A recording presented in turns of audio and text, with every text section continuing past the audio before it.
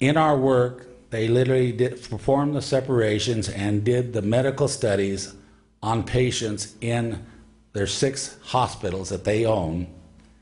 And the one hospital they built in Beijing as a gift to the Chinese government for the Olympics. It was a gift. They gave them a brand new hospital, totally equipped with instrumentation and everything. But they brought me over there and I worked with these people and we administered these materials as pure elements to various patients with all sorts of diseases and illnesses to see the effects.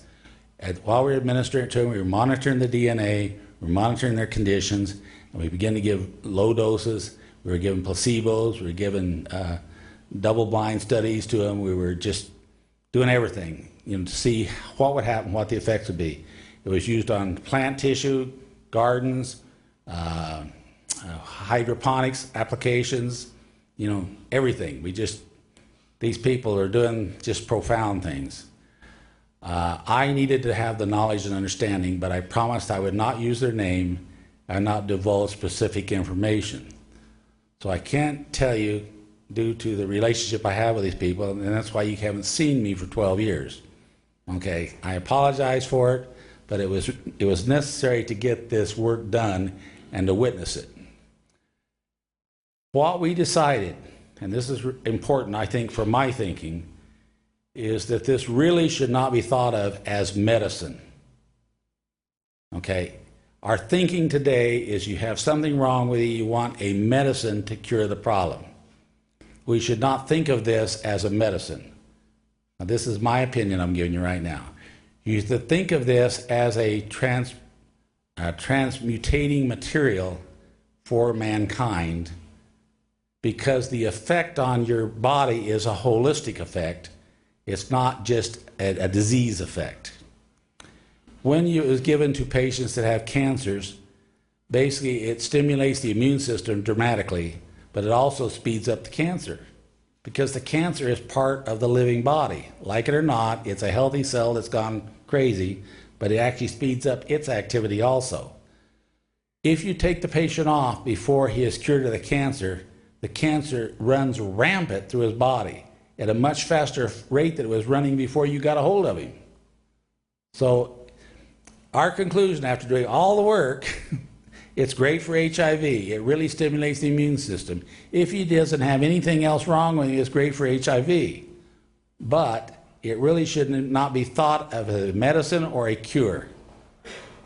It really is about literally filling your body with the Spirit, not a medicine. Okay? We know that in the Western world, science does not acknowledge the Meister field around our bodies. The Meister field is not an electrical field. It's the way people describe it because they don't have any other term, any other way to talk about it. But the aura, or the field around our bodies that exists around our bodies right now, is a non-polar field. It doesn't have a North Pole, it doesn't have a South Pole, it just exists around our bodies. In the eastern part of the world, they have known this for thousands of years, and they call it the chi. Okay? And they have their medicines that they don't describe as, the polysaccharides or, whatever. They actually talk about it as the vibrational frequency of the chi.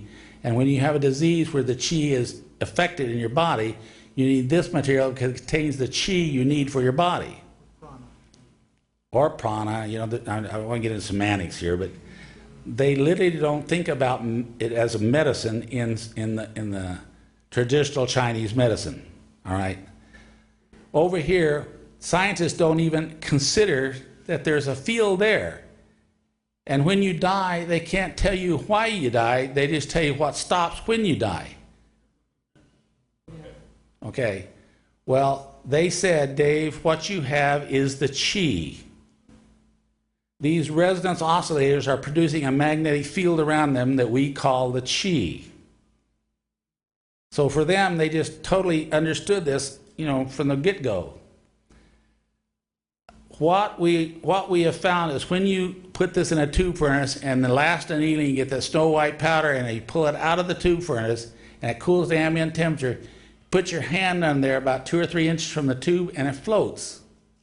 It responds to the magnetic field around your body, which nobody else has ever been able to analyze the field, and yet it floats in response to your hand. But if you stop and pick up a magnet and put it up there with a magnet, nothing happens. But you put the magnet down, put your hand back up there, and it floats. So it is producing the same field as your body has around it. Or the life force is what we're talking about here. Or what they call in the East the chi. It's the life force. All right. This material is in the food you eat, the water you drink, the air you breathe. It's everywhere. And you normally, with a good balanced diet, you will get plenty of this into your body for a good, healthy, normal life. All right? It's part of the living system. However, understanding how it works, there are some people who've written some information that I think is really important to understand, and much of it, many of you actually have read already. All right? And I referenced some of these. I just want to go through them with you just real quickly here so you can see what they're saying and understand how this system, mini-atom system, literally acting like one atom in connection with the vacuum, is working in our lives and how it relates to our bodies and our living systems. The holographic universe, I think most of you are familiar with this textbook, all right? Right? Yeah, good. All right, let's take the next page. I just give you that as a reference. All right, so most people understand how a hologram is produced. You have a single frequency light, just like a superconductor.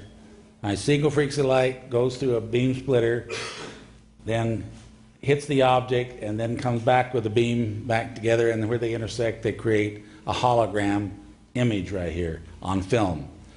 The hologram image, let's go to the next page. The hologram image is here on the left that they show you what it looks like for an apple. Well, that doesn't resemble an apple at all, does it? But in fact, when you run the single frequency light back through that negative, you get the apple. Okay? And the apple, you can walk around the apple, and it is a three-dimensional apple. And that's just amazing to me that that negative produces that apple. But it has encoded in that negative all of the information about that apple is in that film right there. Not only is it in that film, but let's go to the next slide. If you take a little piece of the film and shine the same laser frequency through a little piece of the film, you get this apple again. So the information is not in the whole film necessarily, it's in any piece of the film. All the information is there also. Now, you know, that's just kind of mind-boggling when you think about it. You know, it just doesn't make sense. And it's not just the information on the image in front, like a picture. You can walk around the apple, and the back side of the apple is there too. You walk around the 3 dimensions, and it's all there in that squiggly plate there. What they're trying to do is explain how the superconductivity can be explained, and they're talking about that the light can carry the information that encoded in the light, in fact, is the information about this subject. Now, we're talking about apples here. It also can be anything that contains the information. So, and it doesn't have to look like what it contains. Anyway, this is very interesting, you know, I think, to understand how a two-dimensional being would see the occurrence of a three-dimensional activity.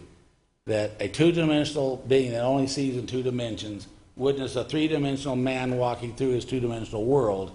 You know, you see the foot come in, the foot go out, and it disappears. Another foot comes in, goes out, and disappears. Foot comes in, goes out, and it disappears. It's not really gone. It's just not in your two-dimensional world. Well, when you live in a three-dimensional world and something disappears from your three-dimensional world, it's still there. You just can't see it in your three-dimensional world because it's out there in a 4th dimension. Understand? It's still there. It's just not there in your three-dimensional existence. Just like the foot is still there, but in another dimension, not in your two-dimensional world. Now in our three-dimensional world, the foot goes through it, but as it goes out, you don't see it. Well, it doesn't mean it's not there. It's just not in your three-dimensional world. Here, 0 equals minus 1 and plus 1. People have asked me, where is the 0 point? And I tell you, if you get a chart, you can find a chart that has all electromagnetic spectrum on it, everything beginning with radio waves and tire waves all the way down to microwaves and gamma radiation, the whole chart. Where are you going to find 0? It is between plus 1 electron volt and minus 1 electron volt. There is no half electron volt. Mathematically, you can calculate it and come up with a half electron volt, but there's no real half an electron volt. There's 1 electron, or there's a minus electron, but there's nothing in between. Halfway in between is the 0 point.